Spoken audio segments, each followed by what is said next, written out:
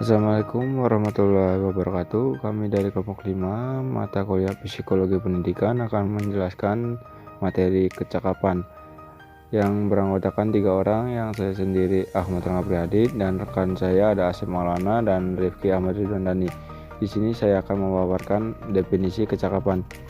Dalam KBBI, kecakapan itu yaitu kemampuan, kesanggupan, kepandaian atau kemahiran mengerjakan sesuatu.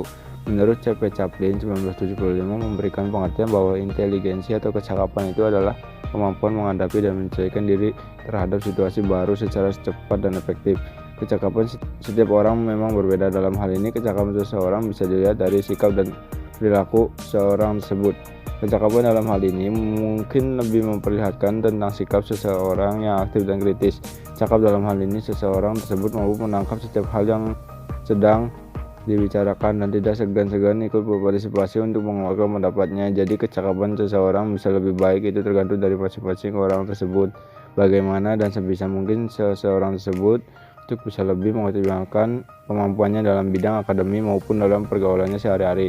Maka dapat disimpulkan kecakapan atau ability merupakan aspek intelektual yang berupa suatu kemampuan potensial dan nyata dalam mengenal, memahami, menganalisis, menilai, dan memecahkan masalah-masalah dengan menggunakan rasio atau pemikiran. Kecakapan individu atau yang sering disebut abilitas dapat dibedakan menjadi dua. Satu, kecakapan nyata aktual. Kecakapan yang segera dapat didemonstrasikan pada setiap saat karena merupakan hasil usaha belajar yang telah dijalaninya atau prestasi belajar. Yang kedua, kecakapan potensi. Kecakapan yang masih terpendam dalam diri seseorang yang bersifat laten dan diperoleh melalui keturunan atau pembawaan, yang meliputi abilitas dasar umum atau general intelligence dan abilitas dasar khusus dalam bidang tertentu, bakat, talent, dan aptitude. Kedua macam kecakapan pada sini dapat dideteksi dengan cara mengidentifikasi perilakunya. Carl Harrington mengemukakan 6 indikator dari perbuatan cerdas. 1. Kecakapan dalam menggunakan bilangan. 2. Ketepatan menggunakan bahasa. 3. Kecepatan dalam persepsi. 4. Kecakapan dalam mengingat. 5. Kecakapan dalam memahami hubungan. 6. Berimajinasi. Dengan mengetahui indikator-indikator perilaku inteligen tersebut, para ahli telah mengembangkan alat ukur yang telah dibakukan, baik untuk kecakapan dasar umum maupun kecakapan dasar khusus. Kecakapan dasar umum dikategorikan sebagai berikut. Orang yang superior atau genius, orang yang dapat bertindak jauh lebih cepat, tepat, dan penuh kemudahan. 2. Orang normal, orang yang bertindak biasa-biasa saja, kecepatan maupun ketepatannya seperti yang tampak pada sebagian besar orang menurut batasan-batasan waktu dan tingkat kesukaran yang telah ditetapkan. 3. Orang subnormal atau mentality defektif atau mentality retarded, orang yang jauh lebih lambat kecepatannya dan jauh tidak tepat serta lebih banyak mengalami kesulitan. Kecakapan dasar khusus. 1. Di bidang bilangan. 2. Bidang bahasa. 3. Bidang hubungan sosial. 4. Bidang gerak motorik. Dari uraian di atas menunjukkan bahwa perbedaan dari segi kecakapan akan mempengaruhi prestasi belajar siswa. Hal ini tampak meskipun guru sudah bersungguh-sungguh dalam mengajar, tetapi siswa tidak dapat memperoleh prestasi yang optimal karena perbedaan pada kecakapan. B. Faktor-faktor kecakapan. 1. Menurut Spearman, ada 2 faktor kecakapan. Yang pertama, faktor umum atau faktor G bersifat bawaan. Kemampuan menyelesaikan masalah atau tugas-tugas secara umum, misalnya kemampuan menyelesaikan soal-soal matematika. Yang kedua, faktor khusus atau faktor S bersifat hasil belajar. Kemampuan menyelesaikan masalah atau tugas secara khusus, misalnya mengerjakan soal-soal perkalian atau penambahan dalam matematika. 2. Menurut Krillwood, ada 3 faktor. Yang pertama, faktor umum atau faktor G bersifat bawaan. Yang kedua, faktor khusus atau faktor S bersifat hasil belajar. Yang ketiga, faktor C atau faktor kelompok. Menurut Thurston, ada 2 faktor kecakapan. Dia sependapat dengan Booth bahwa ada faktor C yang berfungsi pada sejumlah tingkat laku. Faktor S ini berjumlah banyak sekali, sebanyak tingkah laku khusus yang dilakukan oleh manusia yang bersangkutan. Dalam inteligensi hanya terdapat 2 faktor, yaitu faktor C dan faktor S. Sekelompok faktor C tersebut dinamakan primary mental abilities. Alat ukur kecakapan. Alat ukur kecakapan dasar atau inteligensi yang paling banyak dikenal dan digunakan di Indonesia ialah tes Binet-Simon atau tes verbal yang dikembangkan sejak 1905 di Perancis dan direvisi serta dikembangkan di Stanford, USA mulai tahun 1916. Dalam konteks tes ini, indeks kecerdasan seseorang dinyatakan dengan IQ yang diperoleh dengan jalan membandingkan hasil jawaban atas pertanyaan-pertanyaan yang dipersiapkan untuk tingkat-tingkat umur tertentu. Yang disebut MA adalah mental age, umur kecerdasan dengan umur sebenarnya menurut kelahiran, dan CA chronological age, umur kronologis. Jadi IQ sama dengan MA bagi CA kali 100. Atas dasar hasil penelitian terhadap sejumlah sampel yang dipandang mencerminkan populasinya, telah dapat dikembangkan suatu sistem norma ukuran kecerdasan dalam konteks tes ini sebagai berikut. IQ 140 ke atas dikategorikan jenius dengan persentase 0,25%. IQ 130 sampai dengan 139 dikategorikan sangat cerdas dengan persentase 0,75%. IQ 120 sampai dengan 129 dikategorikan cerdas dengan persentase 6%. IQ 110 sampai dengan 119 dikategorikan di atas normal dengan persentase 13%. IQ 90 sampai 109 dikategorikan normal dengan persentase 60%. IQ 80 sampai dengan 89 dikategorikan di bawah normal dengan persentase 13%. IQ 70 sampai dengan 79 dikategorikan bodoh atau dul dengan persentase 6%. IQ 50 sampai 69 dikategorikan debil atau moron dengan persentase 0,75%. IQ 25 sampai dengan 49 dikategorikan imbecil dengan persentase 0,20%, dan IQ di bawah 25 dikategorikan idiot dengan persentase 0,05%. Tes Binet-Simon dipersiapkan untuk orang yang berusia mulai 3 sampai 15 tahun. Perhitungan IQ untuk orang yang berusia lebih dari 15, CA-nya diperhitungkan menurut tingkat usia 15 tahun ini, dengan asumsi bahwa perkembangan kecerdasan mencapai kemantapannya pada tingkat usia tersebut. Mengingat tes ini bersifat tes verbal, maka penggunaannya pun dipersiapkan mulai usia 3 tahun, dengan anggapan pula bahwa mulai usia tersebut anak telah mengerti pertanyaan-pertanyaan atau perintah-perintah secara verbal. Tes lain yang non-verbal dan cultural free sampai batas tertentu ialah tes progressive matrix PM yang dikembangkan di Inggris oleh Raven. Materi selanjutnya itu pengembangan kecakapan siswa. Pengembangan kecakapan siswa merupakan suatu proses upaya menumbuhkan atau membimbing dan mengembangkan kemampuan, kepandaian, atau kemahiran siswa dalam mengerjakan sesuatu. Di mana hal ini, kecakapan yang dimaksud ialah kecakapan kognitif, afektif, dan psikomotorik. Rumusan tujuan pendidikan nasional, berkembangnya potensi peserta didik agar menjadi manusia yang beriman, bertakwa kepada Tuhan Yang Maha Esa, berakhlak mulia, sehat, berilmu, cakap, kreatif, mandiri, dan menjadi warga negara yang demokratis, serta bertanggung jawab sesuai yang termuat dalam Undang-Undang Republik Indonesia Nomor 20 Tahun 2003 tentang Sistem Pendidikan Nasional UU SPN. Indikator dan tujuan pengembangan kecakapan. Tujuan pembelajaran biasanya diarahkan pada salah satu kawasan dari taksonomi.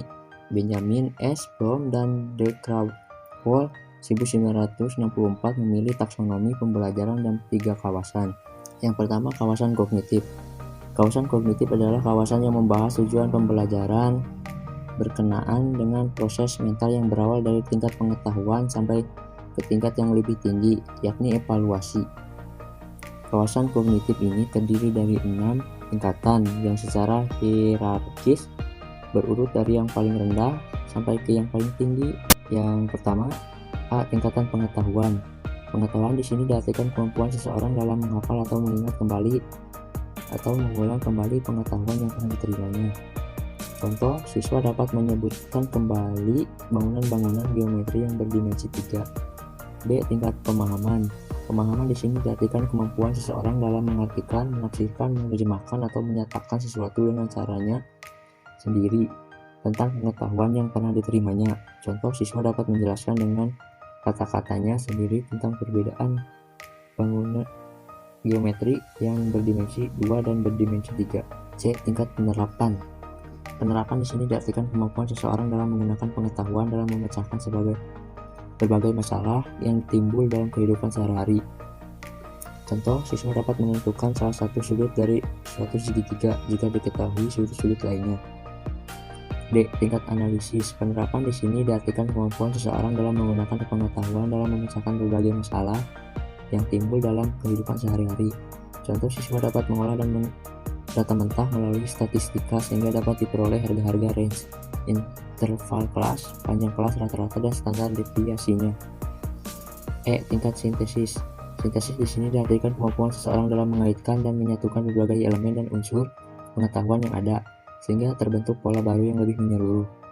Contoh, siswa dapat menyusun rencana belajar masing-masing sesuai dengan kebijakan yang berlaku di sekolah. F. Tingkat evaluasi. Evaluasi di sini diartikan kemampuan seseorang dalam membuat perkiraan atau keputusan yang tepat berdasarkan kriteria atau pengetahuan yang dimiliki. Contohnya, siswa dapat menilai unsur kepadatan isi, tempat materi, kualitas analisis, dan gaya bahasa yang dipakai oleh seseorang penulis makalah tertentu. 2. Kawasan afektif. Kawasan afektif adalah suatu domain yang berkaitan dengan sikap, nilai-nilai interest, apresiasi, dan penyesuaian perasaan sosial. Tingkatan ini ada 5. Yang pertama, kemauan menerima. Kemauan menerima merupakan keinginan untuk memperhatikan suatu gejala atau rancangan tertentu, seperti keinginan membaca buku, mendengar musik, atau bergaul dengan orang yang mempunyai ras berbeda. Yang kedua, kemauan menanggapi. Kemauan menanggapi merupakan kegiatan yang menunjukkan pada partisipasi aktif dalam kegiatan tertentu, seperti menyelesaikan tugas terstruktur, menaati peraturan, mengikuti diskusi kelas, menyelesaikan tugas di laboratorium, atau menolong orang lain. Yang ketiga, berkeyakinan. Berkeyakinan berkenan dengan kemauan menerima sistem nilai tertentu pada diri individu, seperti menunjukkan kepercayaan terhadap sesuatu, apresiasi terhadap sesuatu, sikap ilmiah, atau kesungguhan untuk melakukan sesuatu kegiatan kehidupan sosial. Selanjutnya, penerapan karya. Penerapan karya berkenan dengan penerimaan terhadap berbagai sistem nilai yang berbeda-beda berdasarkan pada suatu sistem nilai yang lebih tinggi, seperti menyadari pentingnya keselarasan antara hak dan tanggung jawab, bertanggung jawab terhadap hal yang telah dilakukan, memahami dan menerima kelebihan dan kekurangan diri sendiri, atau menyadari peranan perencanaan dalam memecahkan suatu permasalahan. Yang terakhir, ketekunan dan ketelitian. Ketekunan dan ketelitian merupakan tingkat afeksi yang tertinggi. Pada tahap ini, individu yang sudah memiliki sistem nilai selalu menyelaraskan perilakunya sesuai dengan sistem nilai yang dipegangnya, seperti bersikap objektif terhadap segala hal. 3. Kawasan psikomotrik. Domain psikomotrik mencakup tujuan yang berkaitan dengan keterampilan yang bersifat manual motorik. Sebagaimana kedua domain yang lain, domain ini juga mempunyai tingkatan. Yang pertama, persepsi. Persepsi berkenan dengan penggunaan indera dalam melakukan kegiatan, seperti mengenal kerusakan mesin dari suaranya yang sumbang, atau menghubungkan suara musik dengan tarian tertentu. 2. Kesiapan. Kesiapan berkenan dengan kegiatan melakukan suatu kegiatan, termasuk di dalamnya kesiapan mental, kesiapan fisik, atau kesiapan emosi perasaan untuk melakukan suatu tindakan. Yang ketiga, mekanisme berkenaan dengan penampilan respon yang sudah dipelajari dan menjadi kebiasaan, sehingga gerakan yang ditampilkan menunjukkan kepada suatu kemahiran, seperti menulis halus, menari, atau menata laboratorium. Selanjutnya, respon terbimbing. Respon terbimbing seperti meniru atau mengikuti, mengulangi perbuatan yang diperintahkan atau ditunjukkan oleh orang lain, melakukan kegiatan coba-coba.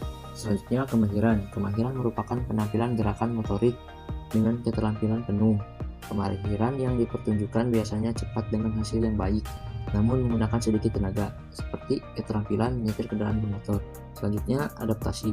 Adaptasi berkenaan dengan keterampilan yang sudah berkembang pada diri individu, sehingga yang bersangkutan mampu memodifikasi pada pola gerakan sesuai dengan situasi dan kondisi tertentu. Hal ini terlihat seperti pada orang yang bermain tenis. Pola-pola gerakan disesuaikan dengan kebutuhan mematahkan permainan waktu. Terakhir, organisasi. Organisasi menunjukkan kepada pola penciptaan pola gerakan baru untuk disesuaikan dengan situasi atau masalah tertentu. Biasanya hal ini dapat dilakukan oleh orang yang sudah mempunyai keterampilan tertinggi seperti menciptakan mode pakaian, komposisi musik, atau menciptakan tarian.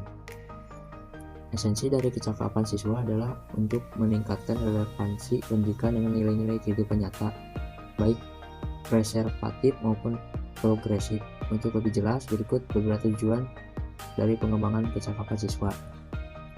Yang pertama, kecakapan personal yang diperoleh siswa dapat menumbuhkan motivasi, rasa percaya diri, dan kemandirian. Yang kedua, kecakapan akademis yang diperoleh siswa dapat membantu siswa dalam memecahkan masalah yang dihadapinya dalam pembelajaran matematika. Yang ketiga, kecakapan sosial yang diperoleh siswa dapat membantu dalam mengadakan hubungan sosial antara siswa terhadap tugas yang diberikan kepada siswa. Yang keempat, kecakapan vokasional yang diperoleh penting bagi siswa dalam memiliki pengetahuan, sikap, dan keterampilan dalam proses belajar. Pengembangan kecakapan siswa tidak akan lepas dari peran guru sebagai pelaksana kurikulum, fasilitator, dan motivator bagi siswa melalui kegiatan belajar mengajar di sekolah, sehingga siswa memiliki bekal kompetensi untuk bekerja dan bermasyarakat dalam mengarungi kehidupan. F.